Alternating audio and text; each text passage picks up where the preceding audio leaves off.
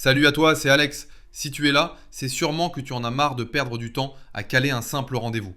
Les t'es dispo mardi? Ah non. Jeudi? Attends, je regarde. Bref, tu connais.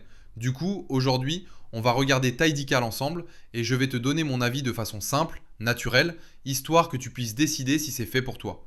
Tu vas voir, c'est beaucoup plus clair que ce qu'on imagine au départ. Fonctionnalité clé. Alors, Tidycal, dans l'idée, c'est un outil où tu envoies un lien et la personne choisit un créneau dans ton agenda, sans te déranger.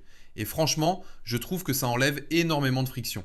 Déjà, la configuration, tu connectes ton calendrier, Google, Office 365, iCal, et Tidycal vérifie automatiquement quand tu es occupé.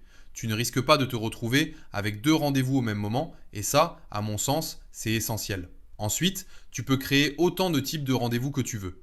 Un appel découverte de 20 minutes, une consultation d'une heure, un enregistrement de podcast ou même une session de coaching. Tu règles les jours, les horaires, les pauses entre deux créneaux. Par exemple, mes appels découvertes, c'est seulement le mardi matin et Tidycal s'adapte. Tu as aussi les groupes booking, super pratique si tu fais un atelier à plusieurs ou une mini formation. Et les dates poll, tu proposes plusieurs dates, chacun vote et hop, tu choisis la meilleure. Ça évite 20 messages pour caler une réunion d'équipe. Pour les pros, tu peux faire payer tes rendez-vous directement via Stripe ou PayPal. La personne réserve et paie en même temps, ce qui, pour le coup, réduit énormément les rendez-vous annulés au dernier moment. Et bien sûr, tout le côté visio est automatisé. Zoom, Google Meet, Teams, le lien s'envoie tout seul.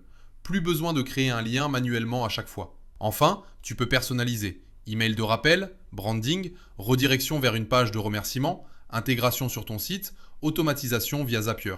Dans l'idée, tu peux vraiment adapter ça à ton activité. Tarif. Là, je vais être honnête, c'est un des gros points forts. Tu as un plan gratuit très utilisable. Et surtout, les plans payants, c'est une seule fois, pas d'abonnement. Perso, je trouve que c'est super rassurant quand tu veux un outil simple sans te rajouter une mensualité.